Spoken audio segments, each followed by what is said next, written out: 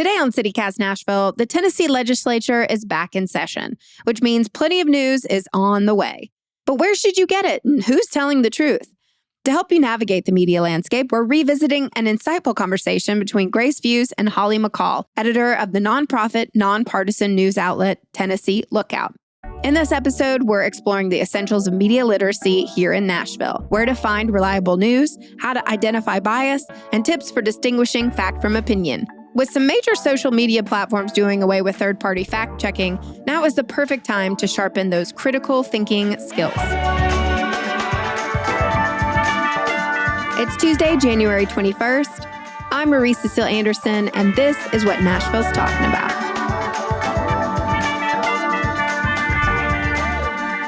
Okay, so we have some really important topics to go over today, and one of them is something that we've mentioned in passing in other episodes, this idea that certain local media organizations, news organizations, have specific ties or higher-ups that have political party affiliations or ideologies that maybe bring biases to their media coverage. Can we just go over really quick some of the local media organizations that may have some bias from their connections? Wow, so you're really starting out by asking me to rat people out. Yeah, I am. I think we see more of that in conservative outlets. There is an outlet called the Tennessee Star that is, I'd say, very conservative. Maybe not necessarily Republican per se. There's another outlet called the Tennessee Conservative News. It's based in Chattanooga, but we see a lot of it on social media, and they are openly conservative. Like, they make no bones. They at least have conservative in the title. Yeah, they make no bones about it. And then the Tennessee Holler, which I actually was a founder of, but left because Justin Canoe is great. He's a friend of mine, but we had different views of the news. Justin also makes no bones about the fact that he is liberal. And so you know what you're getting when you get into that. And I think that's fine. I think the question comes when you don't know what the biases and the agendas are. Yeah. Are there some places where it's like really subtle and we might not be aware of the biases? I've heard that the Tennessean has some ties that maybe make it maybe a little biased sometimes. I can't say that with any truth. You know, the Tennessean is owned by a hedge fund. It's Gannett Gatehouse. And I think when you are owned by a corporation or people who have money invested in such a direct way, it has the potential to influence your coverage. You know, there are folks, the Tennessean used to be the liberal newspaper. The Banner was the conservative newspaper. The original Banner folded in 1999, and we were left with the Tennessean. And, you know, there's still some good reporters there. And I am always hesitant to criticize reporters, but I don't think we see the level of accountability from the Tennessean as an institution that we used to see. When we used to see the Tennessean regularly expose and take on politicians, and we see less of that than we used to. How do we pick up on biases that are maybe more subtle as readers? Well, I think it takes an educated reader. I will say that, you know, I think there was a study done several years ago, and I can't remember where it was now, or maybe it was a report, that people tend to trust their local news more than they trust the national media. Like, there are plenty of people who don't trust, air quote, the media, but they trust their local news. And so I think it takes a very educated reader.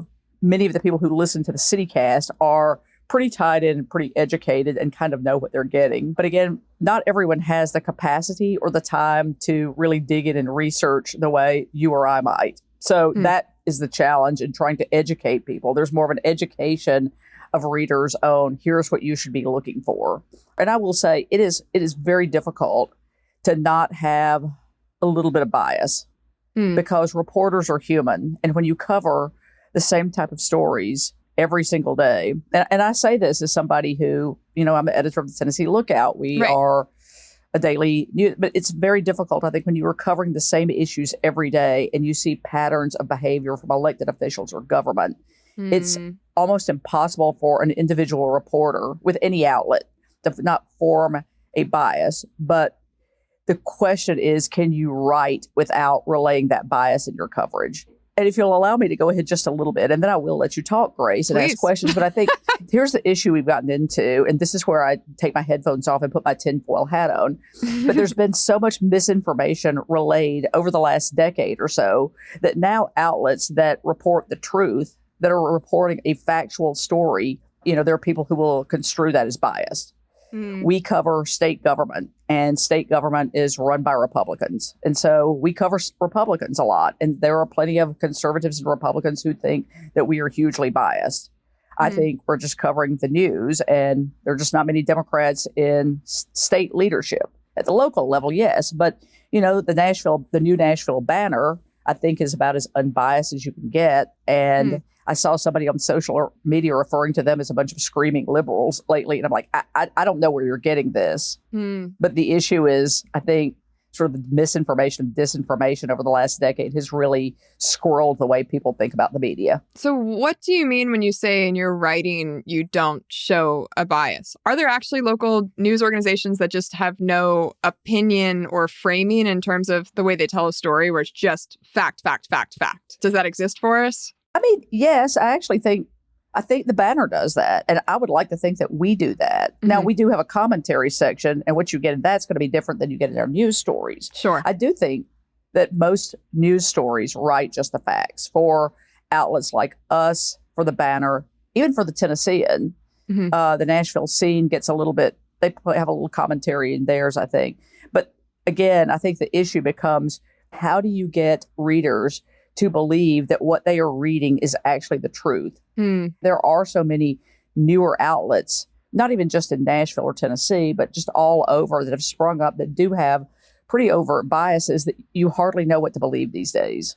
Does that make sense? It totally makes sense. And I think that almost brings me to perhaps an elephant in the room with these media conversations, which is, I think if we're being realistic, at least people in my age bracket will often say they read an article when they watched a TikTok. And I think some of this is coming from this a mistrust of the overall media, I guess, that also means that we're looking for individual personal experiences that are firsthand. But how do we identify misinformation on social media and that kind of stuff if we're really just hearing one individual's perspective? I would say, and I am not your generation, I'm quite a bit older, but there are several, I'd say, rock solid, trustworthy outlets. And one of those is the Associated Press. And so if this is something that you can help convey, you cannot believe everything you hear, which I think generally we know that. And I think most people say, yes, you can't believe everything you hear. But then you or me or our friends get on TikTok and oh my God, so-and-so said, It's really important to fact check. And again, the Associated Press is rock solid.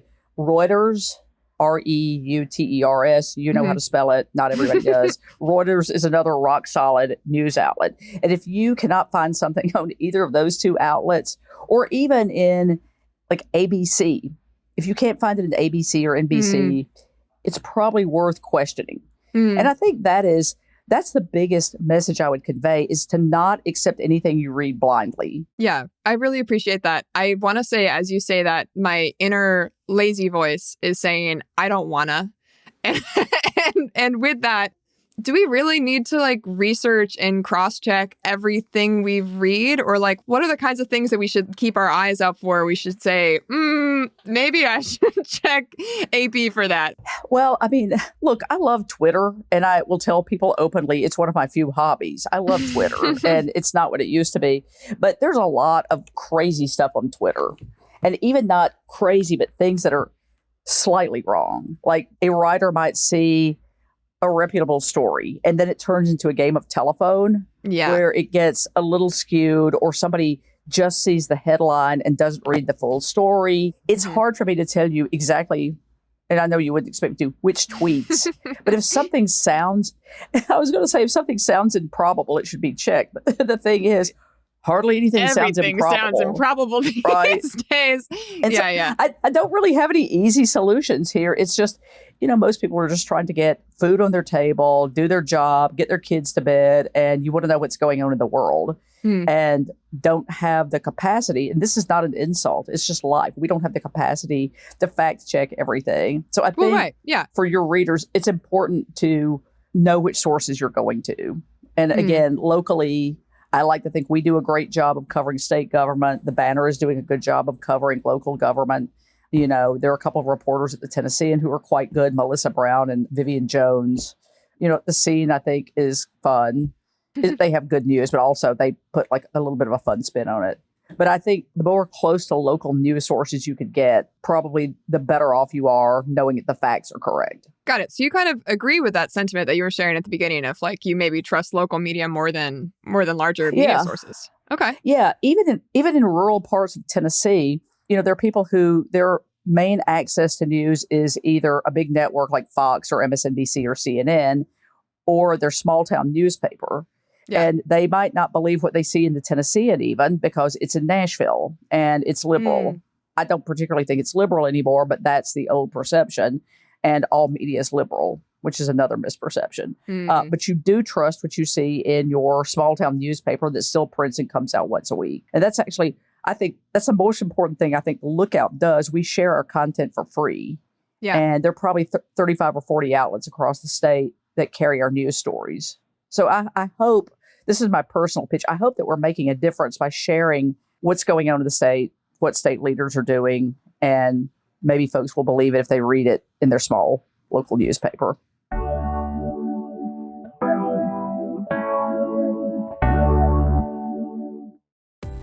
Do you plan your vacations based on whether you can speak the local language? With Babbel, language no longer has to be the barrier. I'm David Plotz, the CEO of CityCast, and I went to Mexico City a couple of years ago with my girlfriend, who's a native Spanish speaker. So I just let her do all the talking, like all of it. I adored the city, and now I'm going to go back in a couple of months, but with my college roommates, who are a bunch of middle-aged men, none of us Spanish speakers. When I was younger, I might not have been bold enough to do that, but now I'm not anxious because Babbel has me covered. Thanks to Babbel, I know how to order a taxi, how to give directions, how to order in a restaurant, all the small and useful bits of language that make international travel easier. Babbel's quick 10-minute lessons, handcrafted by over 200 language experts, get you to begin speaking your new language in 3 weeks or whatever pace you choose. And because conversing is the key to really understanding each other in a new language, Babbel is designed using practical, real-world conversations, especially the sort you need while traveling. Food, how to get places. Babbel's tips and tools are inspired by the real-life stuff you actually need when communicating. With a focus on conversation, you'll be ready to talk wherever you go. So I hope I'll see you in Mexico in a couple of months. Or, as we say, espero verte en Mexico en un par de meses. So let's get more of you talking in a new language. Babbel is gifting CityCast listeners 60% off subscriptions at babbel.com/citycast. Get up to 60% off at babbel.com/citycast. Spelled BABBEL.com/citycast. Babbel.com/citycast. Rules and restrictions may apply. I'm here with Holly McCall, editor of Tennessee Lookout. I'm wondering with Tennessee Lookout, what exactly your intentions are and what you feel like you're doing differently. I mean, I love this idea of not charging for your information because there's nothing I resent more than being told by one person that I'm not being careful enough with my media consumption and then try to read an article that I think is going to be helpful and informative. And then it lets me read 3 sentences and then ask for a $20 membership. What do you think you're doing day to day at Tennessee Lookout that helps you be nonpartisan, unbiased as best you can be? Well, for one thing, I have no idea what my reporters' political or partisan affiliations are. Yeah. I couldn't tell you. And Anita Wadwani, for instance, covers policy. She hates covering partisan politics. People who know me know that I'll be open about it. I did run for office as a Democrat once. And I think there are many Republicans, at least in leadership, who think, oh, we're super liberal because Holly McCall ran for office. I don't put any finger on the scale with my reporters. I've never once told them to do a story. Sometimes I might make suggestions. I don't tell them how to write it. I think they would all rebel if I did. We chase stories that we hear. Sam Stockard has been so deeply involved in covering state government for years that he can get anybody to talk to him. We do talk to Republicans. We don't just call Democrats. And we just try to be fair. And sometimes being fair doesn't mean that folks are going to like what they read. If you're reading the Tennessee Lookout and you are locked into a hardcore Republican conservative ideology, and you're going to see reports about Governor Bill Lee continues to say that Core Civic is a valuable partner for the state, even though they've been fined multi-millions of dollars and there's a federal investigation. If you love Bill Lee, you might think we're being unfair. Yeah. I call that reporting the facts. But there are no easy answers to this. Right. I know. And I'm asking for them, which is probably not fair of me. No, it's your job. Boil it down. I'm going to try to. When we talk about people not necessarily having the capacity to look into research, cross-check, all this kind of stuff. I mean, I know I put aside a certain amount of time in my morning to read the news, but depending on how many articles I'm looking at, no, I don't have time to fact check every single thing I read.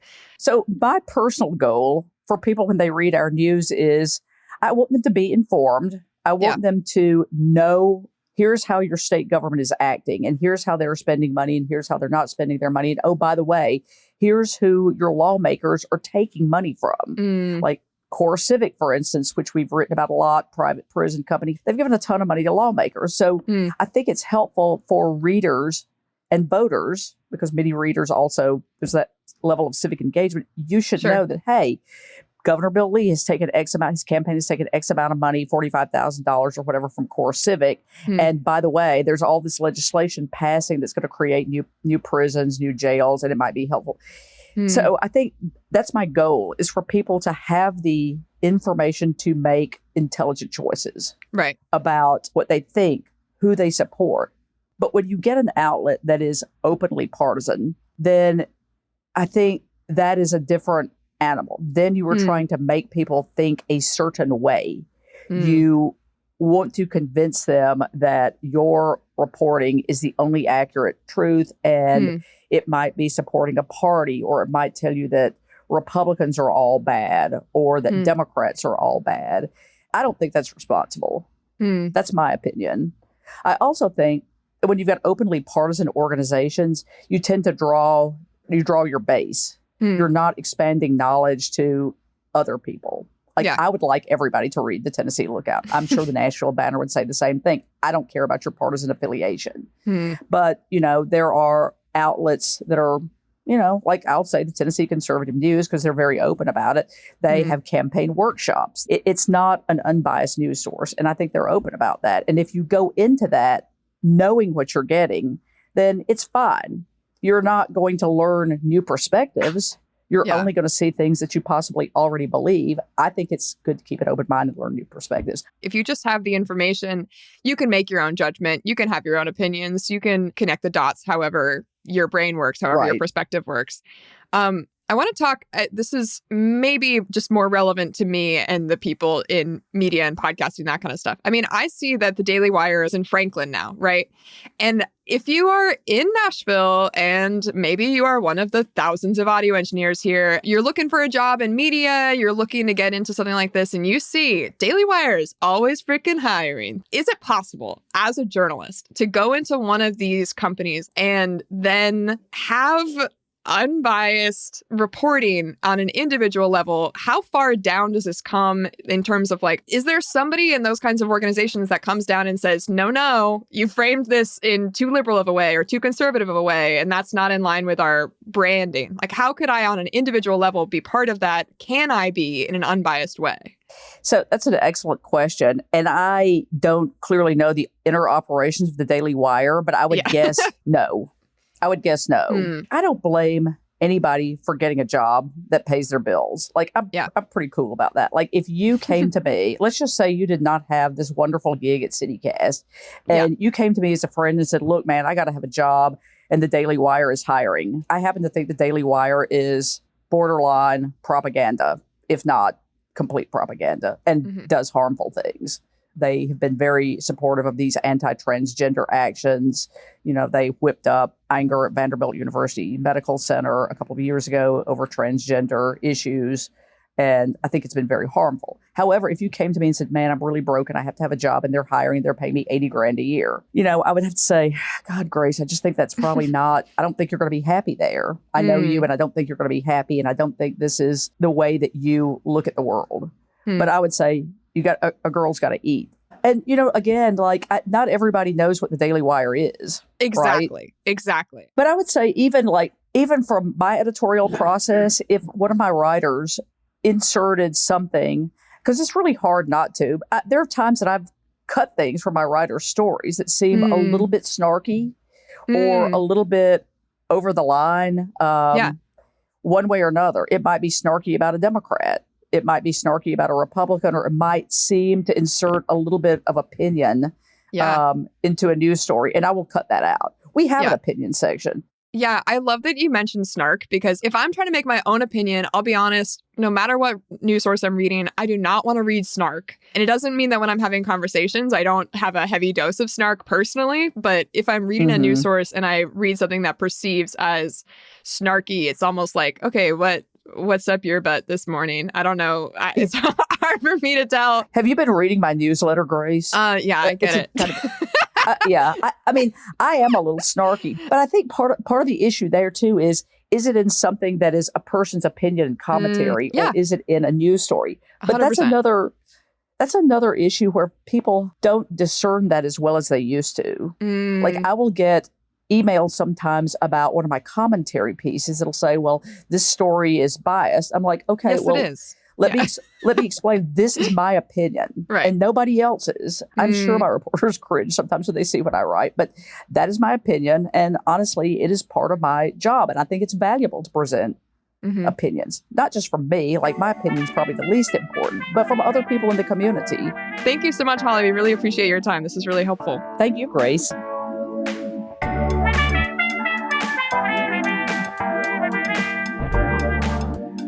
That's all for today here on CityCast Nashville. If you enjoyed the show, why not tell a friend? Rate the show, leave us a review, and subscribe to our Hey Nashville newsletter. We'll be back tomorrow morning with more news from around the city. Toodles!